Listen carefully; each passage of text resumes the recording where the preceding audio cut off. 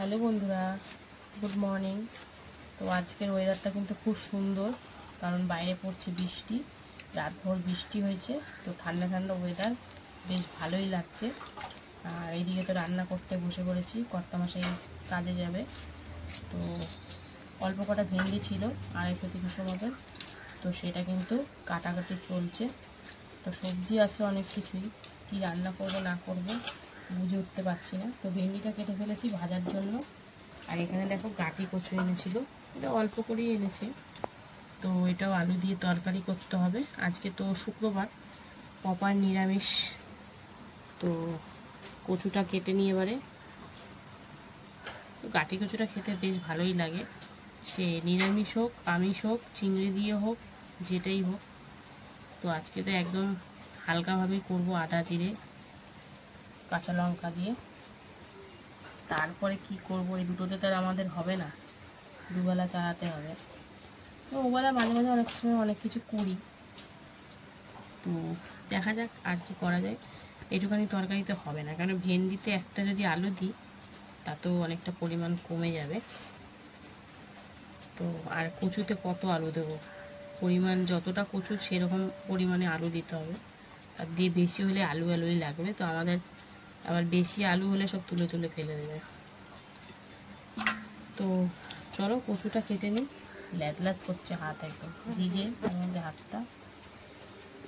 বাইরের আমেজটা কিন্তু খুব সুন্দর আজকে, টিপ টিপ টিপ টিপ করে পড়েই যাচ্ছে। ওয়েদারটা খুব ভালো। তো দেখি লাউটা করবো কিনা। এত বড় একটা লাউ, এ মানে করলে দুবেলা পুরো ভালোভাবে হয়ে যাবে, কিন্তু আবার কেটে রেখে দিলে নষ্ট হয়ে যাবে। তো এখন দেখছি কচুটা কেটে নিই, তারপরে কতটা কি করা যায়। যা করবো তোমাদের সাথে শেয়ার করব, তো দেখতে থাকো আর কি বলবো।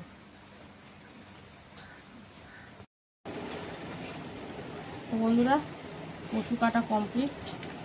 এবার আলুটাও কেটে নিলাম। এই দেখো, কচু যেন না আগের দিয়ে ভিজিয়ে রাখলে ল্যাল ল্যাল হয়ে যায়। তো অল্প করেই আলু দেবো, মানে বেশি আলু লাগবে। 3টে মতন আলু দিয়েছি, আরেকটা আলু ভেন্ডিতে দেবো ভাজা হওয়ার জন্য। আর ভাবছি লাউটা করেই ফেলি, খাওয়া হয়ে যাবে সবাই মিলে। তো চলো, আরেকবার ধুতে হবে কচুটা, পড়ে গেছে একটা। তো এই আলুটা কাটছি ভেন্ডিতে দেবো বলে, অল্প করেই আলু দিচ্ছি, যেহেতু এবার লাউটা করব। তো চলো, লাউটা এরপরে কাটতে হবে।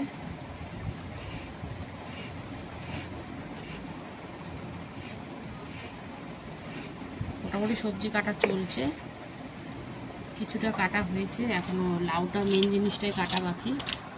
তো দেখো, এটা ভেন্ডিতে দেবো। ভেন্ডি তো ধুয়ে কাটা হয়ে গেছে, কচুটা আরেকবার ধুতে হবে। তো চলো দেখতে থাকো, আবার লাউটা কাটবো।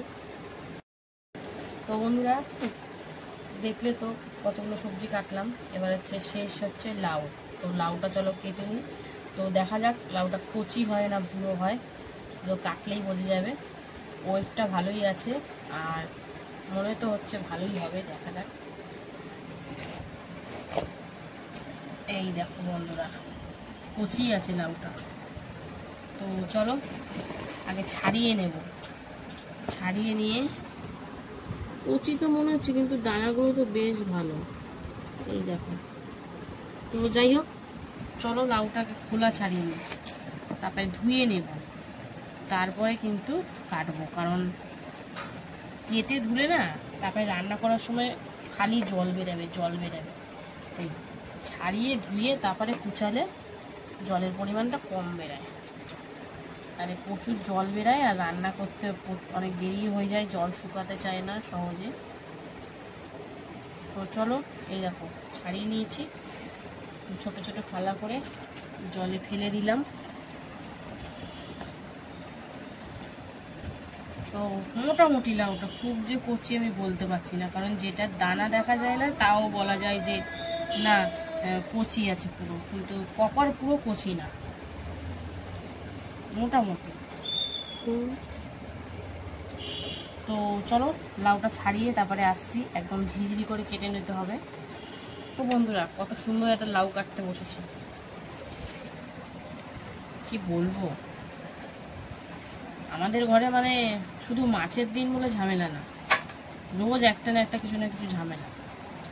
কারণ ও একটা জিনিসও ঠিকঠাক কিছু করতে পারে না। লাউ এনেছে আর দানা বড় বড়, ওকেই খাওয়াবো বেশি করে না। সবাই খাবে খাবার বেলা তখন বলবে কি, না না আমি এত দিও না, আরো অল্প দিও। বাজে জিনিস তো অল্প দিও, ভালো জিনিস বেলা অল্প দিও না। বাজে জিনিসগুলো মানে তোমরা খাও। এত বড় বড় দানা, কি বলবো, আর মাথাটাই গরম হয়ে যাচ্ছে না। তো বন্ধুরা লাউগুলো ছাড়িয়ে ধুয়ে নিয়েছি, এখন এরকম কুচি কুচি করে যে কেটে নেব। আর কি কাটাকুটি চলছে, ওদিকে তো ভাত বসিয়ে দিয়েছি, এইবারে মাঠে নামতে হবে, তরকারিগুলো করতে হবে। তো লাউটা তো বড়ি দিয়েই হবে, যেহেতু আজকে নিরামিষ, চিংড়ি ফিংড়ি হবে না। চিংড়ি দিয়ে ভালো লাগতো, লাউ চিংড়ি, তো বড়ি দিয়েও ভালো লাগবে, খারাপ লাগবে না। নিরামিষ লাউ ঘন্ট ভালোই লাগে, একটু ধনেপাতা হলে একটু ভালো বেটার হয়। লাউ মানে একটু ধনেপাতা দিলে ওর গন্ধটাই আলাদা। তো চলো বন্ধুরা লাউটা কেটে রান্না বসাবো, আর সেটা তোমাদের সাথে শেয়ার করব। তো দেখতে থাকো, সঙ্গে থাকো। তো বন্ধুরা দেখো পাঁপড় ভাজা হয়ে গেছে। তো পাঁপড় ভেজে নিয়ে তারপরে আলু ভেন্ডি ভাজা বসিয়েছি। যেহেতু আজকে শুক্রবার তাই পেঁয়াজ দিতে পারিনি, শুকনো লঙ্কা দিয়ে লবণ হলুদ দিয়ে এখন ভাজা চলছে। তো চলো লাল লাল করে ভেজে নেব। তো কেমন করি না করি সবটাই শেয়ার করব, দেখতে থাকো। তো বন্ধুরা দেখো ভেন্ডি ভাজা কিন্তু হয়ে গেছে, একদম লাল লাল করে ভেন্ডি ভাজা হয়ে গেছে। তো চলো এবার নামিয়ে নিয়ে যাবো, তারপরে কি বসাবো তোমাদের সাথে শেয়ার করব। তো দেখতে থাকো। তো বন্ধুরা দেখো গাঠি কচু আলুর তরকারি বসিয়েছি কালো জিরে ফোড়ন দিয়ে। তো আলু আর গাঠি কচুটা সুন্দর করে ভেজে নিয়ে তারপরে লবণ হলুদ টমেটো আর আদা কুড়ানো দিয়েছি, আজকে বাটা দিয়ে নিই, আর দিয়েছি লঙ্কা চিড়ে। তো এখন সামান্য জিরের গুঁড়ো দিয়ে হালকা পাতলা করে করবো তরকারিটা। তো চলো দেখতে থাকো। সুন্দর করে একটু ভেজে নিচ্ছি, তারপরে একটু জিরের গুঁড়োটা দেবো। তো দেখতে থাকো কেমন হয় না হয় সবটাই শেয়ার করবো। তো বন্ধুরা দেখো সিদ্ধ হওয়ার জন্য পরিমাণ মতন জল দিয়ে দিয়েছি। তো চলো কেমন হয় না হয় তোমাদের সাথে শেয়ার করব। জাস্ট একটু জিরের গুঁড়ো দিয়েছি, কাশ্মীর লঙ্কার গুঁড়ো পুরো কিন্তু কিছু দিইনি। তো একদম সিম্পল নর্মাল রান্না করছি। তো চলো কেমন হয় না হয় সবটাই শেয়ার করব। তো দেখতে থাকো। এটাকে এখন ঢাকা দিয়ে দেব, ঢাকা দিয়ে আলু কচু সেদ্ধ হওয়ার অপেক্ষায় থাকবো। তো চলো ঢাকা দিয়ে দিই। তো বন্ধুরা দেখো লাউয়ের তরকারি করবো, সেই জন্য লাউয়ের বড়ি দেবো, এই জন্য বড়িটা ভেজে নিচ্ছি। তো এটা আমি দেখতে পাচ্ছি ছোট্ট ছোট্ট বড়ি, তো বড় বড়িও ছিল, সেইটা দিয়ে করবো ভাবছি। তাই এটাকে একটু লাল লাল করে ভেজে নিই, তারপরে কি ফোড়ন টোড়ন দেবো তোমাদের সাথে শেয়ার করব। তো দেখতে থাকো। ছোট বড়িগুলো কিন্তু দেখতে সুন্দর লাগছে খুব। এটা চলো এটা ভেজে নিই, তারপরে আবার আসছি। বন্ধুরা দেখো লাউটা বসাবো, তার জন্য তেজপাতা শুকনো লঙ্কা আর পাঁচফোড়ন দিয়ে দিয়েছি। তো ফোড়নটা একটু ভাজা ভাজা হয়ে গেছে। তো চলো এবারে কেটে রাখা লাউটা দিয়ে দিই।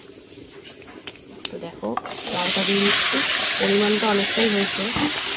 তো প্রপার রান্না হলে আরও কমে যাবে। তো চলো ভালো করে নাড়াচাড়া করে, এটা তো বেশি কিছু কোনো মশলাপাতি কিছুই পড়বে না। তো চলো ভালো করে মিশিয়ে নিই, এখন কিছুই দেবো না, একটু পরে দেবো জল ফল যদি ছাড়ে। তো চলো হচ্ছে লাউটা, কেমন হয় না হয় সবটাই শেয়ার করবো, দেখতে থাকো। তো বন্ধুরা দেখো লাউ থেকে একটু জল ছেড়েছে। তো আমি এখানে হলুদ গুঁড়ো জিরের গুঁড়ো একটু সামান্য কাশ্মীর লঙ্কার গুঁড়ো দিয়েছি।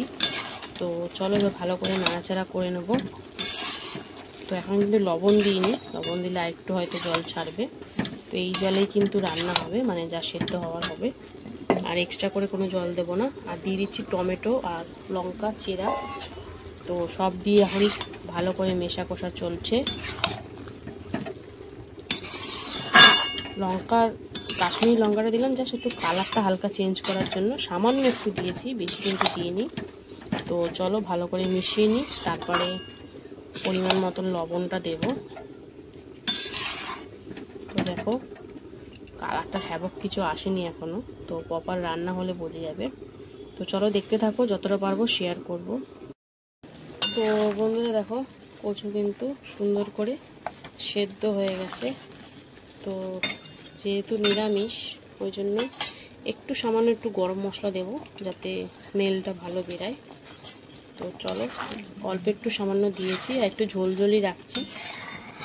তো এবার একটু ভালো করে ফুটে গেলে মানে গ্যাসের ফ্লেমটা বাড়িয়ে দিয়ে ফুটিয়ে নিয়ে নামিয়ে দেবো। কচুর তরকারি কিন্তু একদম রেডি। একটু সামান্য ঝোল রেখেছি, নালে একদম অল্প তরকারি খেতেও অসুবিধা হবে। আর এইদিকে দেখো লাউটা হচ্ছে, লাউটা এখনও লবণ দিইনি, তার আগেই কত জল বেরিয়ে গেছে দেখো। তো একটু সামান্য জল ছাড়ছে, মানে শুকালে তারপরে এতে লবণটা দেব। তো দেখতে থাকো, সঙ্গে থাকো বন্ধুরা। এতে লবণ আর চিনি কিন্তু দিয়ে দিলাম। এবার ঢাকা দিয়ে কিন্তু এটাকে সিদ্ধ করতে হবে, যেহেতু এখনও সিদ্ধ হয়নি। এই যে জলটা বেরাবে এটাতেই কিন্তু লাউটা সিদ্ধ হবে।